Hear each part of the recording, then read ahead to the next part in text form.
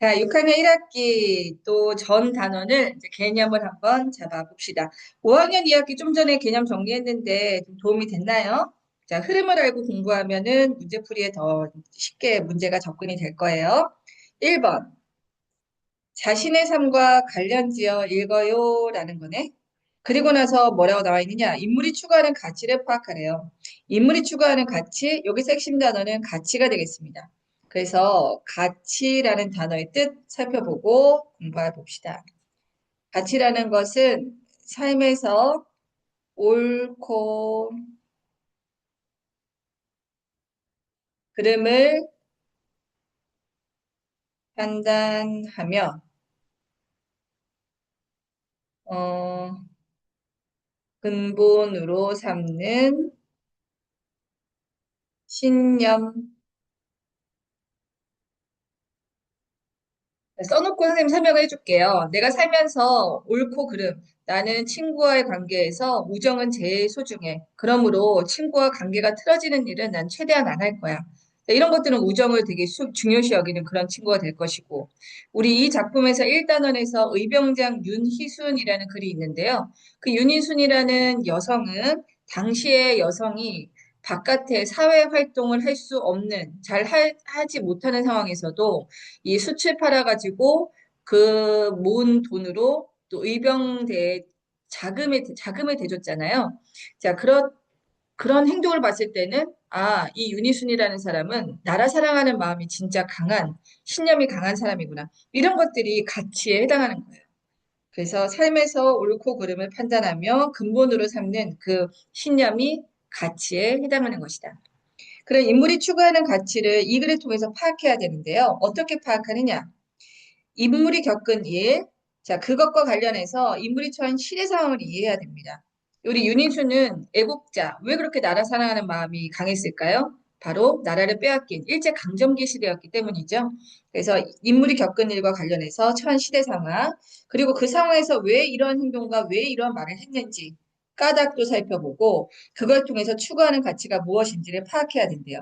그렇다면 1번부터 4번까지의 내용을 한 문장으로 정리한다면 자, 가치관이란 인물이 처한 가치관을 파악하기 위해서는 인물이 처한 상황에서 한 말과 행동.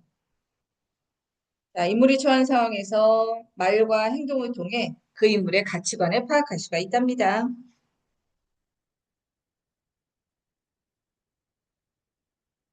다 썼죠? 네. 그러면 작품을 읽고 인물이 추구하는 가치에 대해서 질문해 보자. 시대 상황이 사건의 흐름 또는 말과 행동 또는 인물이 추구하는 가치에 어떤 영향을 미쳤을까요? 자, 그 시대가 일제 상황이야. 그러면 유니순이 그렇게 행동했던 이유가 우리가 이제 느껴지죠. 아, 그럴 수밖에 없었구나. 그다음 책 깎는 소년에서도 장호와 봉은이는 서로 다른 가치관이에요.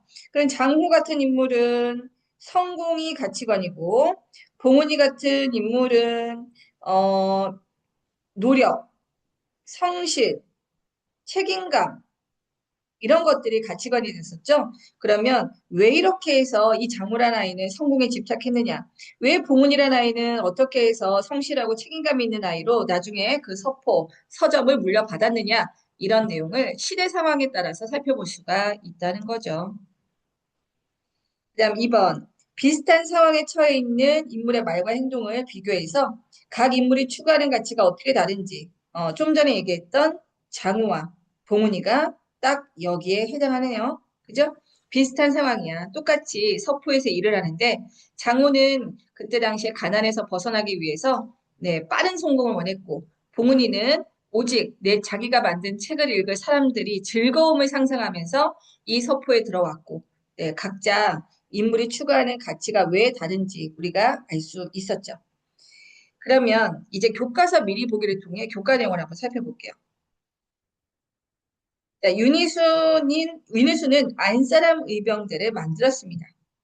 이 안사람 의병대, 당시에 평등, 남녀가 같이 똑같이 바깥일을 하고 집안일을 하고 할 수 없는 시대였거든요. 남자는 바깥 사람, 여성은 주로 집안에서 살림을 했기 때문에 안사람. 그래서 여성이 만든 의병대라는 뜻으로 안사람 의병대를 만들었어요. 이 안사람 의병대를 통해서 나라 사랑하는 마음, 애국. 우리가 어제가 또 8월 15일이었죠? 광복절이었죠? 더 뜻깊은 이 글이 되겠네요. 그래서 애국이라는 가치를 알 수 있습니다. 또 책 깎는 소년. 자, 여기서 장후하고 봉은이가 추구하는 가치도 비교할 수 있어요. 우리 장훈은 돈, 물질적 가치, 효. 네, 당연히 가난에서 벗어나고자 이 어린 나이에 생계에 뛰어든 거니까 효자죠. 그죠? 지금으로 봤을 때는 장후의 가치관이 나쁘다고 볼 수 없는데 그 옛날 조선 시대에서는 이렇게 돈을 쫓는 사람을 상당히 좀 나쁘게 생각하고 비하했습니다. 그래서 장후 가치관, 봉은이 같은 경우는 노력, 끈기, 책임감, 이게 정말 대조적인 가치관이라는 거 알 수 있어요. 자, 옆으로 갈게요. 또 교과서 미리 보기에 다이빙대 위에서라는 글이 있었어요. 버들이 기억나나요? 네, 버들이하고 나루의 이야기. 자, 이 내용 중에 인물이 추구하는 삶을 생각하며 이야기에서요. 요 대목 한번 보겠습니다. 나는 승부에서 이기는 것도 중요해.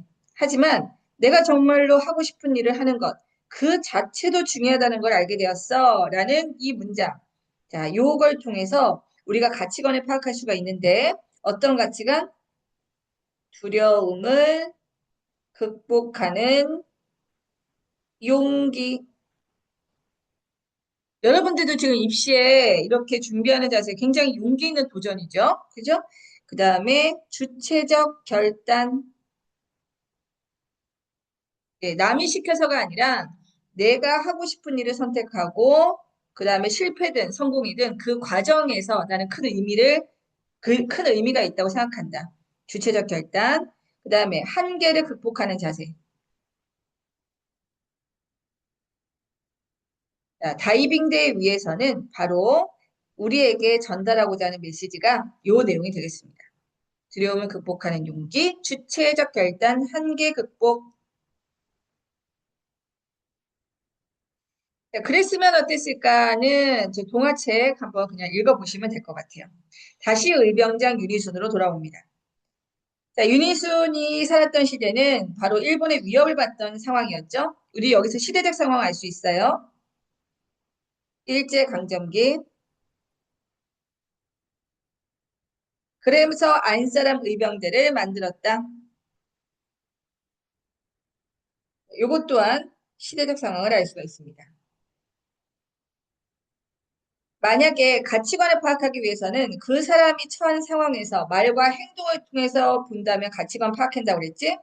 의병에게 줄 곡식을 마련해야 되는 상황이야. 그러니까 자기가 무엇이든 주체적으로 일을 찾아가지고 문제를 해결하려고 했어. 숫장사를 해서 남몰래 의병 부대에 식량을 보냈다. 와, 힘든 상황에서도 적극적으로 나선 것. 바로 애국심 때문이었구나. 그래서 이 여성이 추구하는 가치를 조금 더 보완하자면 애국, 주체성, 용기, 연대, 헌신. 자, 연대라는 말은 협동입니다.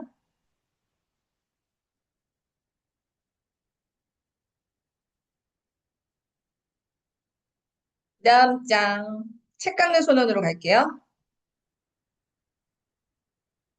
자, 책 깎는 소년에서는 장호하고 봉은이, 자, 두 인물이 주인공인데요. 둘 다 비슷한 상황, 같은 곳에서 일을 하죠. 하지만 한 말이나 행동을 통해서 추구하는 가치가 많이 다르다는 걸 알 수 있어요.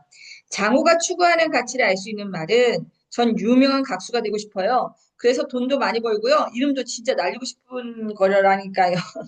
이거 사투리. 날리고 싶은 게 진짜 집 꿈이랄게요. 라고 얘기합니다.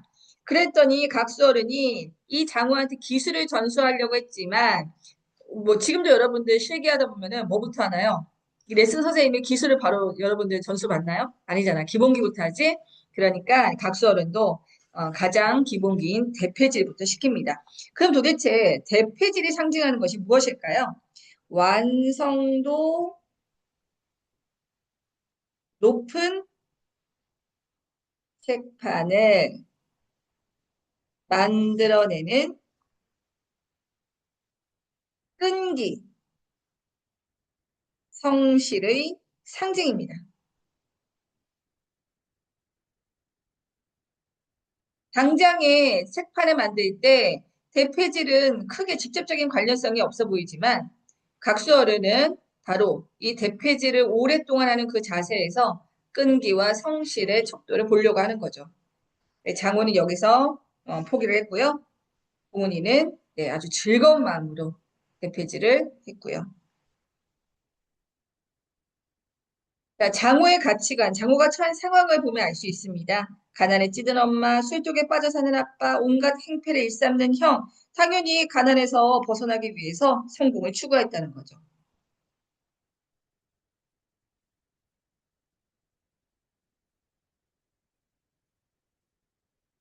이 인물의 입장, 이 인물의 상황에서 본다면 당연히 이해가 되는 가치관이에요.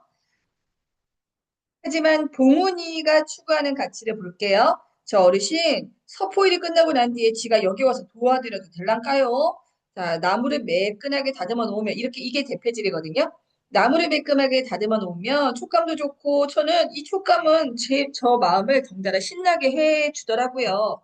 라는 거를 보니 장인 정신, 성실, 그 다음에 일의 결과보다는 과정의 소중함을 알고 있는 인물이 되겠습니다.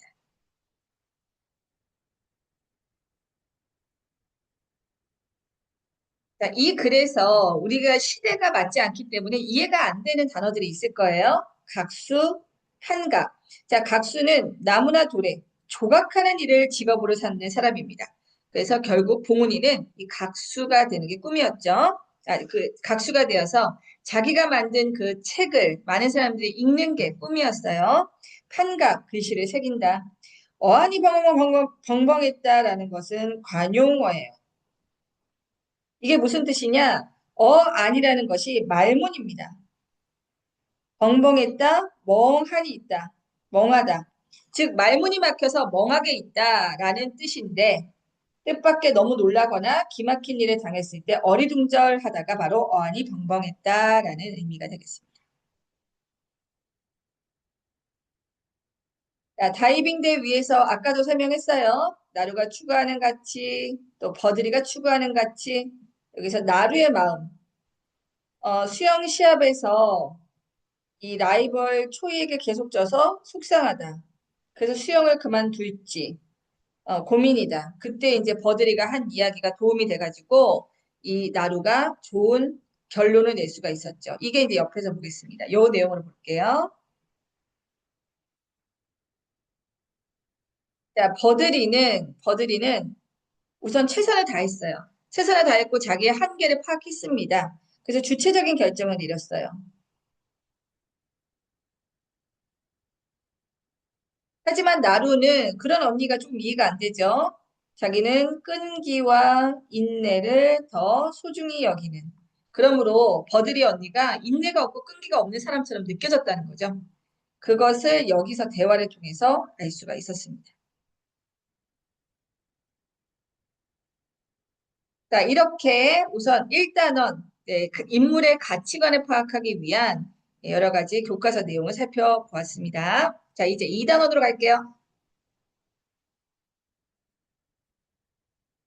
자, 이 단원도 마찬가지로 문법 단원입니다. 우리 아까 5학년 2학기에서도 문장의 호응이라고 문법 단원이 있었죠? 자, 여기서도 문법 단원이 있는데요. 세 가지 살펴볼게요.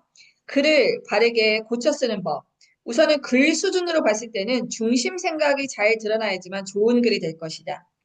문단 수준에서는 어떻게 고쳐 써야 되느냐? 중심 문장과 뒷받침 문장이 자연스러운지를 살펴보는 것이 문단 수준에서 고쳐 쓰는 것이다. 문장 수준에서는 호응, 이 호응은 문장에 들어가는 부분이기 때문에 호응 관계를 잘 봐야 된다. 그리고 띄어쓰기, 맞춤법 이런 것들이 문장 수준에서 고쳐 쓰는 것이다. 자, 글 수준에서는 주제 또는 중심 생각을 살펴보는 것. 문단에서는 중심 문장과 그 뒷받침 문장이 자연스럽게 연결이 되는지를 보는 것. 문장 수준에서는 호응 관계. 우리 아까 부정의 서술어가 따라가는 문장 그 단어들 살펴본 적 있었죠? 그렇게 호응이 잘 되는지, 그리고 띄어쓰기, 맞춤법이 잘 되는지, 이게 문장 수준에서 고쳐 쓰는 방법이에요. 자, 그러면 띄어쓰기. 자, 띄어쓰기 한번 보겠습니다.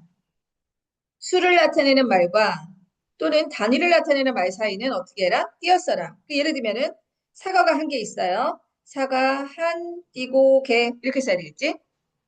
손님 두 분 오셨어요. 손님 두 띄고 분. 이렇게 수를 나타내는 말과 단위를 나타내는 말은 띄어써야 됩니다. 종이 열 장. 자, 이 정도는 여러분들 알겠죠? 두 번째, 두 말을 이어주거나 나열을 할 때에는 어떤 중간에 그 연결해주는 단어들이 있거든요. 그 말은 띄어 써줘야 돼요. 예를 들면, 체육관 겸 강당.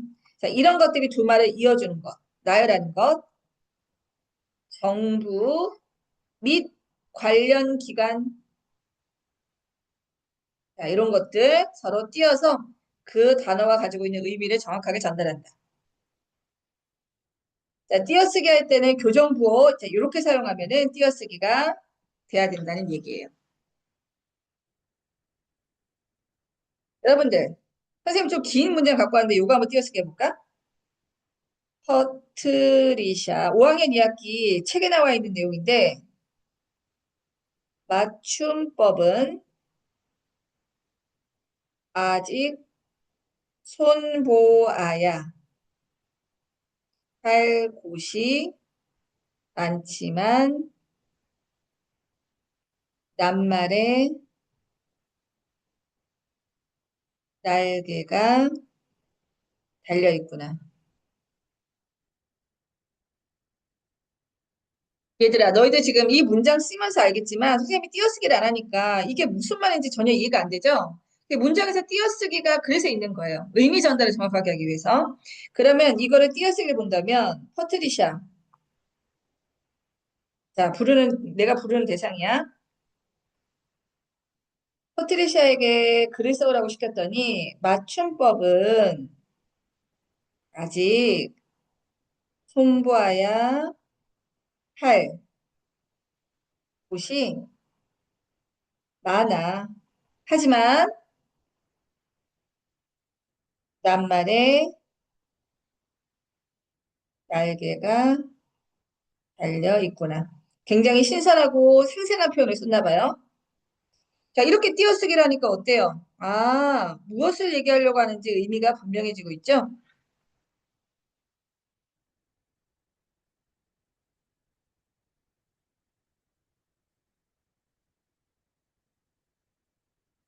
다 썼어? 응. 그래서 우리가 띄어쓰기를 하는 거예요. 띄어쓰기 같은 경우는 무슨 수준에서 고쳐 써야 되는 거라고? 바로 문장 수준에서 고쳐 써야 되는 게 띄어쓰기입니다. 자, 이제 3번, 3단원으로 갈게요. 절차를 지키며 토론해요. 5학년 2학기 때 배운 토론이 또 나오네요. 어때요? 지금 한 학기당 중복되는 단원이 있으면 그만큼 중요한 거야, 안 중요한 거야? 중요하다는 거죠. 그죠? 그 토론의 절차에 선생님은 빨간 펜 발표하겠습니다. 자, 아까 토론이라는 거는 설득적 말하기이다. 그래서 찬성과 반대편으로 나누어서 타당한 근거를 들어 판정단을 설득해야 된다. 그럼 첫 번째 주장을 펼치래. 자, 사회자는 당연히 주제와 순서를 안내해서 공정하게 사회를 진행해야 되고 토론자는 찬성과 반대편이 될 거예요. 자, 각자 그들 나름대로 주장과 뒷받침하는 이유와 그리고 근거를 함께 제시합니다. 이게 주장 펼치기예요. 자, 토론의 하이라이트는 반론하기라고 했어요. 이제 상대방 주장의 허점을 지적하는 게 반론입니다. 그래서 반론하기 단계에서는 뭐부터 해야 돼요?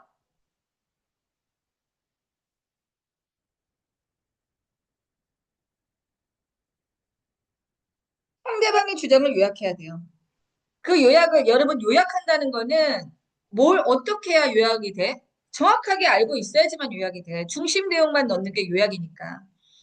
그래서 상대방의 의견을 잘 듣고 있다가, 오케이, 이런 부분이 잘못됐구나를 지적하는 거를 준비하려면 상대방의 주장을 요약하고 나서 그 근거에 허점이 있다는 거를 본격적으로 밝혀야 돼요. 자, 그렇게 반론하기가 끝이 납니다. 이제 마지막 단계 무엇? 주장 다지기. 주장과 근거를 정리해서 이제 자기네 측 입장을 강조하고요. 좀 전에 했던 그 반론이 타당하지 않다는 것을 밝힙니다.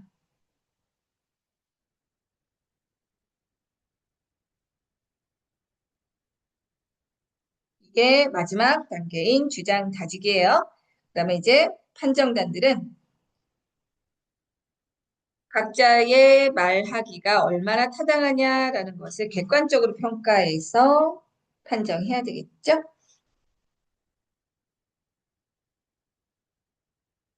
3번으로 가겠습니다. 주장에 대한 근거를 마련하는 방법.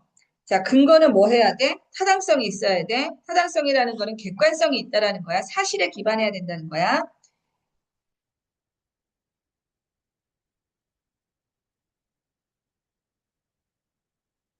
그래서 우리가 자료를 찾을 때는 근거는 자기의 생각보다는 신뢰성이 높은 자료들로 뒷받침하면은 그 근거의 신뢰성이 높아지겠지? 그래서 책이나 인터넷에서 신뢰할 만한 자료, 전문가의 의견, 그리고 많은 사람들이 생각하고 있는 거, 설문조사, 그 신문 기사, 이런 것들을 통해서 근거를 마련하면 좋겠대요.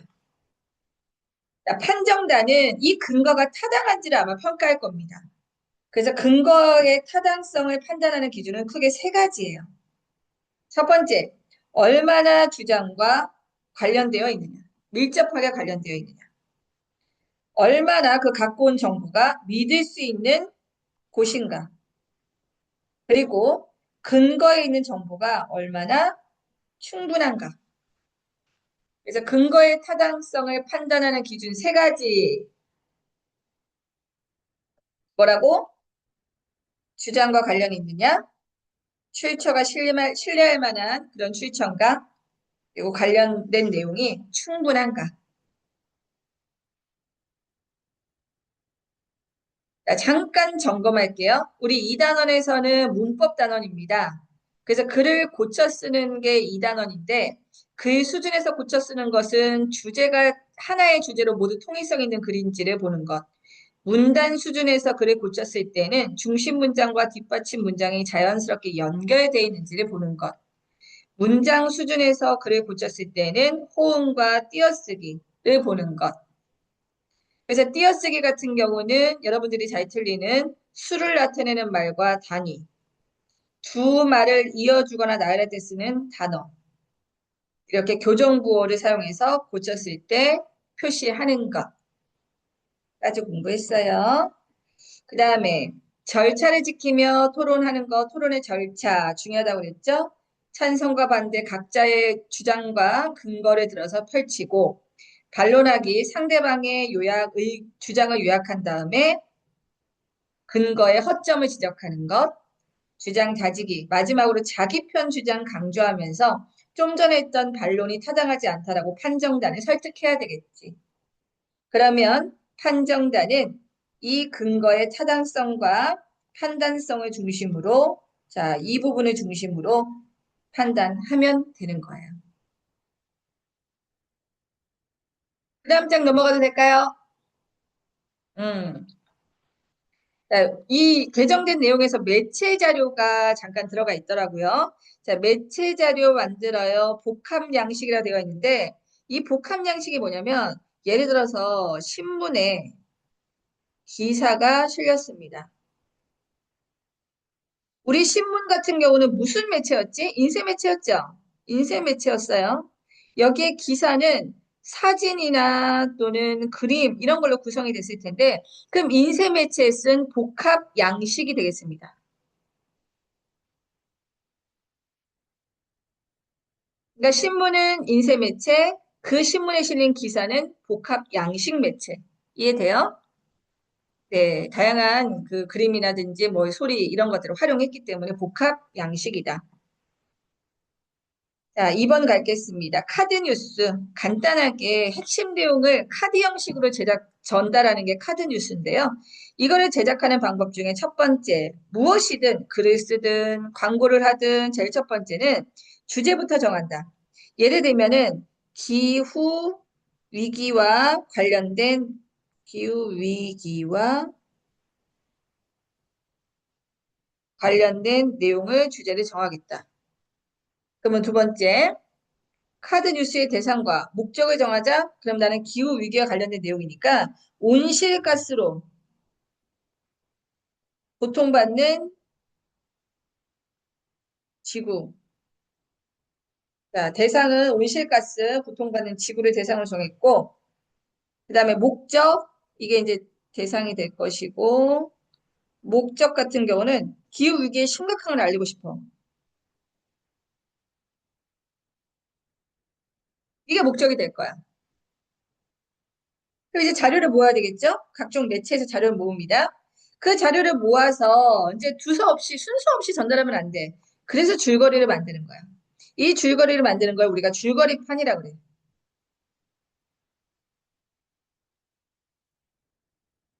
자, 줄거리판 볼까? 여기 딱 나와 있네. 이게 줄거리판이야. 자, 첫 번째 장. 제목과 관련된 그림이나 사진을 넣어서 사람들의 흥미를 끌어야 되는 게 첫 번째 장의 역할이고, 두 번째는 질문을 던지거나 통계 자료를 넣어서 이제 기후 위기 상황을 알려줄 수 있다. 세 번째는 기후 위기 이제 막아야 되는 게 아무래도 목적이 되겠죠. 기후 위기의 심각함을 알려주려고 이 카드를 만드는 거니까. 그래서 위기를 막는 방법, 짧은 글과 그림, 사진으로 정리한 다음에 네 번째는 마지막에는 의도가 무엇인지 정확하게 나타내는 게 마지막이다.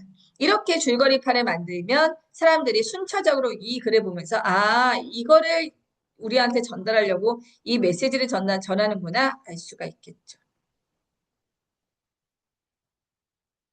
자, 그러면 매체 자료.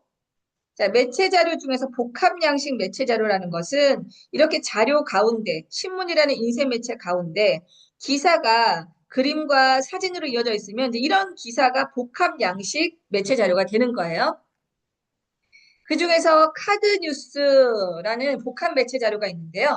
이 카드 뉴스를 제작할 때는 첫 번째 주제부터 정하고 그 주제에 해당하는 대상, 내가 전하고자 하는 대상과 왜 이 글을 올리는지의 목적, 그리고 사람들한테 이해하기 쉽도록 자료를 모은 다음에 줄거리판을 만듭니다. 줄거리판. 이 줄거리판은 순차적으로 내용, 정보의 전달을 원활하게 하기 위해서 줄거리판을 만드는 거죠. 알겠죠? 내용 어려운 거 없죠? 음, 오케이. 자, 이제 4번. 이거 시험에 잘 나올 것 같다. 속담, 관용 표현. 자, 관용 표현이라는 것이 둘 이상의 낱말이 합쳐졌어. 근데 그 낱말의 원래 뜻이 아니라 새로운 뜻으로 굳어져서 사용되는 게 관용 표현이다. 그래서 이 관용 표현의 종류는 관용어와 속담이 있다. 자, 관용어, 대표적인 관용어, 이제 우리가 신체에 해당하는 관용어가 많은데요. 걔 눈이 되게 높아. 눈이 어디 정수리에 꽂혀 있는 게 아니죠. 그럼 눈이 높다라는 게 뭐야? 걔 사람 되게 예쁜 애만 사겨. 걔 아무나 사귀지 않아. 이런 식으로 까다롭다는 뜻이지. 그 다음 걔 귀가 얇아. 아무 말이나 잘 듣는데. 아, 그 친구 입이 무거워. 말을 함부로 옮기지 않아.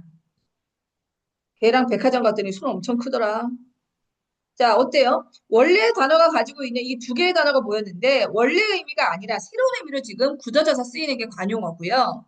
속담 같은 경우는 보통 문장 형식으로 되어 있습니다. 그리고 우리에게 교훈, 조언, 충고, 위로 이런 메시지가 담겨 있는 게 속담이에요.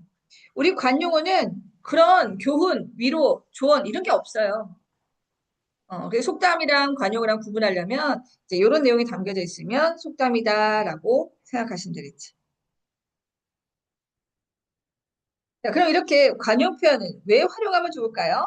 말하고자 하는 것을 효과적으로, 여러분 지금 입시 공부 안 한 친구 있을 거예요.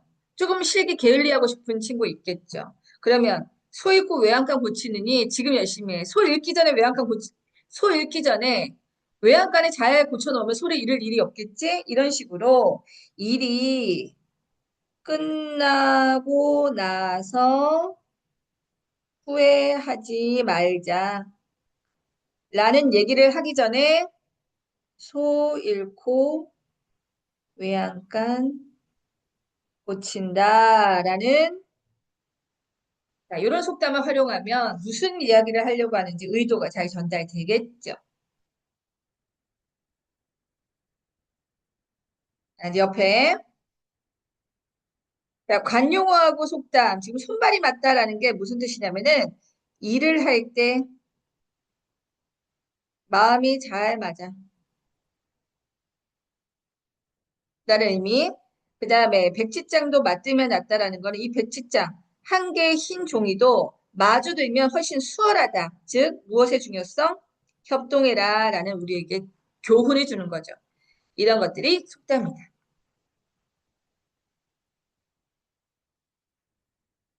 견학기록문도 사단원에 있는데요.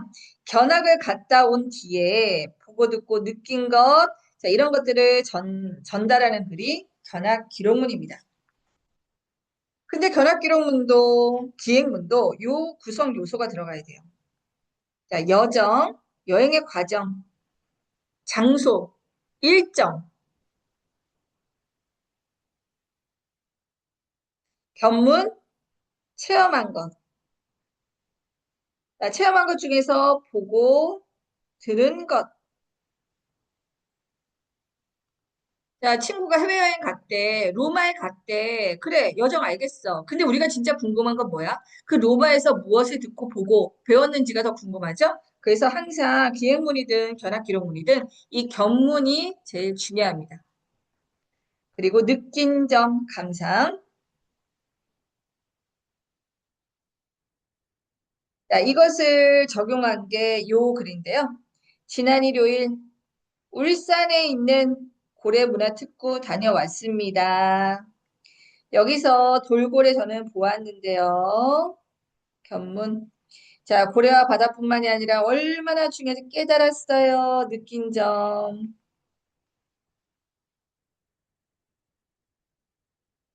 이렇게 구분할 수가 있겠네요. 자, 이제 5단원.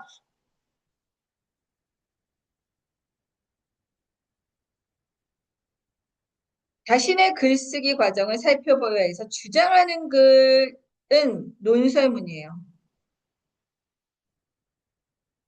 자, 논설문의 구성 요소는 이렇게 서론, 본론, 결론으로 되어 있습니다. 서론, 본론, 결론. 자, 서론에서는 내가 왜 이 주장을 내세우게 됐는지 문제 상황을 밝혀야 돼요. 그래서 요거 서론이 의외로 시험에 잘 나와요. 글을 쓰게 된 문제 상황과 주장을 분명하게 드러내게 하는 논설문의 단계를 쓰세요. 그럼 뭘 써야 돼? 서론을 써야 된다는 거지. 자, 그렇게 서론을 시작했다면 본격적으로 근거를 제시하는 게 본론, 근거. 그리고 앞서 본론의 내용을 요약하고 주장, 다시 한번 강조하는 게 결론이다. 자, 주장하는 글의 신빙성을 높이기 위해서 우리가 무엇을 다른 사람 전문가가 쓴 글을 가지고 올 건데요. 그걸 인용이라고 그러죠. 그 인용은 어디서 가지고 왔는지 출처를 꼭 밝혀야 됩니다. 왜? 저작권을 보호하기 위해서. 그러니까 예를 들면은 교육부 2025년 인터넷 사용 실태 보고서 초등학교 국어 6학년 1, 뭐 이렇게 써 있어요. 그럼 우리가 이 출처를 통해서 알 수 있는 정보를 볼게요.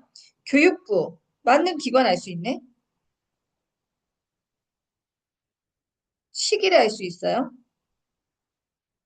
그리고 인터넷 사용 실태 보고서라는 인용한 자료명을 알 수 있습니다. 그리고 초등학교 6학년 1학기에 자료가 실린 곳을 알 수가 있죠.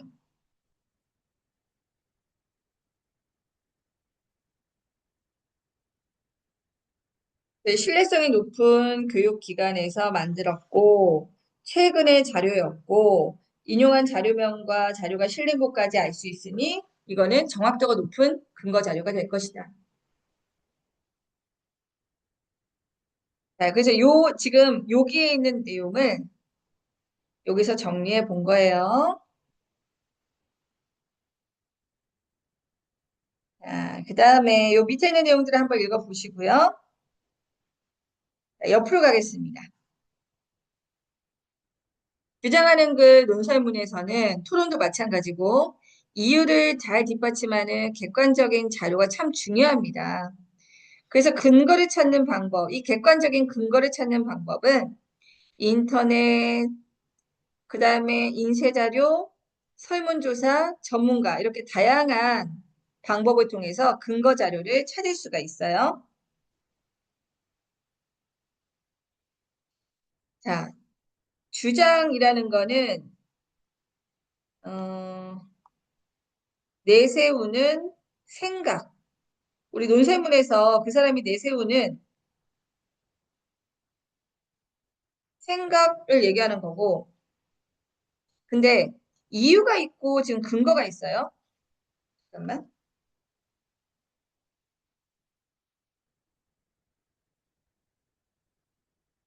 자, 이유는 무엇이고 근거는 무엇인가? 단어의 정확한 뜻을 보겠습니다.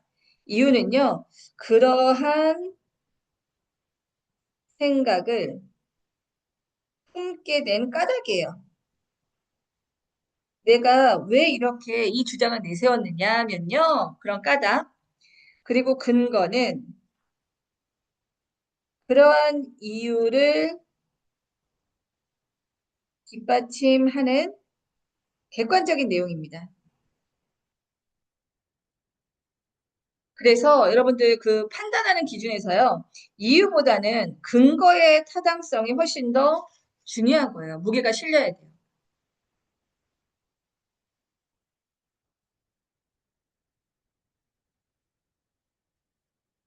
자, 그 밑에 자, 주장하는 글 다시 한번 정리하면 주장하는 글이 쓰고 싶은 문제 상황을 딱 정한다. 문제 상황을 정할 때는 뭘 생각해야 되나요? 여러 사람에게 이 주장을 알릴 만한 문제 상황인가? 모두가 같이 공감할 만한 문제 상황인가? 그리고 주장과 이유 근거를 제시할 수 있는 문제 상황인가? 이런 문제 상황을 제시해야지만 청중이라든지 독자들이 흥미를 가지고 그 사람의 의견을 들어줄 수가 있겠죠. 자, 이제 뒤로 가겠습니다.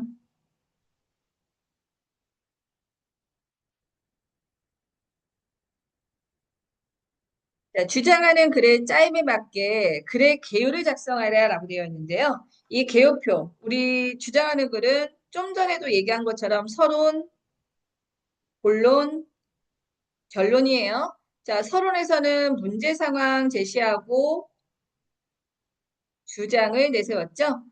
이제 본론에서는 본격적으로 근거를 내세워야 되고, 결론에서는 뭐 해야 돼? 주장을 강조해야 된다. 그래서 주장하는 글에 들어가는 내용 이렇게 딱 정리해 놓았습니다. 주장하는 글에 들어가 있는 내용, 문제 제기, 주장. 주장은 몇 개여야 돼? 항상 논설문에서 주장은 하나여야 돼. 그리고 본론에서는 내가 그렇게 생각하는 주장을 내세우는 까닭과 그 까닭을 뒷받침하는 객관적인 자료, 근거, 그리고 주장한 내용 요약하고 강조하는 거. 그래서 서론 본론의 결론 들어갈 내용 잊지 마세요. 자, 그 다음에 중요한 거. 자, 우리 5학년 2학기에도 공부했는데 또 나왔네. 자, 요것입니다. 첫 번째, 글쓰기에서도 계획하기, 내용 생성하기, 조직하기, 고쳐쓰기, 표현하기 나왔죠? 똑같아요. 목적, 주제, 글을 읽는 사람, 두 글자로 뭐라 그래? 독자. 자, 요런 거 정하는 게 계획하는 거야.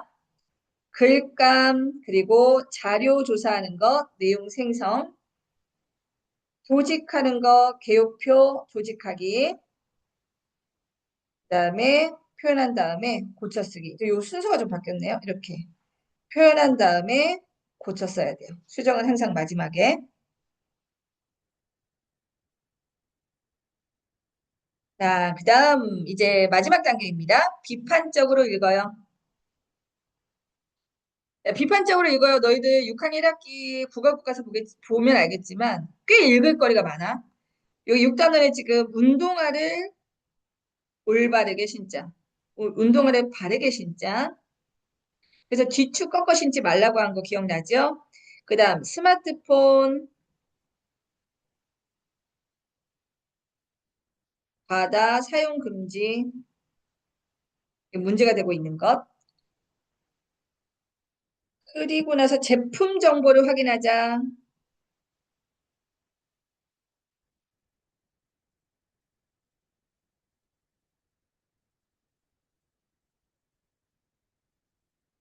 그리고 뽀송뽀송 물놀이용 신발 기억나지요?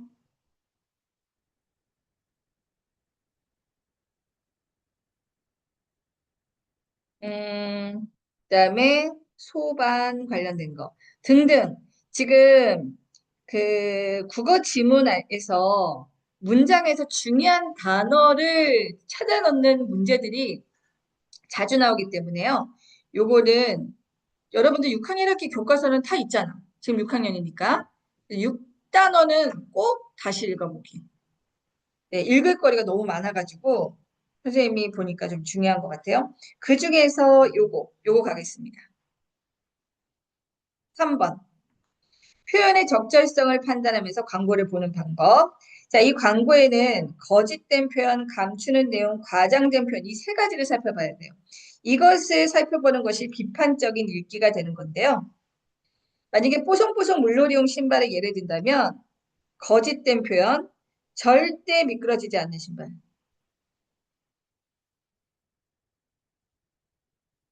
그럴 수가 없죠. 만약에 신발 자체가 기능이 좋아도 어떤 상황에 의해서 미끄러질 수 있잖아요. 이게 거짓되고 이것은 과장된 표현이기도 합니다. 거짓, 과장. 둘 다 해당해요. 그 다음에 감추는 내용. 지금 물놀이용의 신발의 최강자라고 쓰는 부분이 있는데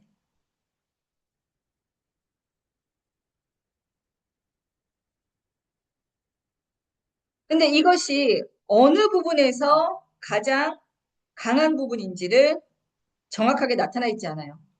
기능, 디자인, 가격. 자, 이런 부분에서는 그래도 연관성이 있지만 전혀 뜬금없는 내용의 최강자일 수도 있기 때문에요. 이런 부분은 최강자라는 단어만 나와 있지 그 속에 무엇을 강조하는지는 감추고 있습니다. 광고를 볼 때는 이렇게 비판적으로 꼼꼼하게 따져보면서 읽을 필요가 있다라는 내용입니다. 자, 지금 6학년 1학기 6단원까지 우리가 개념을 한번 살펴보았는데요. 자, 지금 1단원에서부터 6단원까지 선생님이 얘기한 것들 체크하고 표시한 부분, 별표 친 부분, 그거 위주로 우선 개념을 잡고 관련된 문제를 풀어보시면 되겠습니다. 그러면 6학년 1학기 개념 수업은 여기서 마무리할게요. 끝.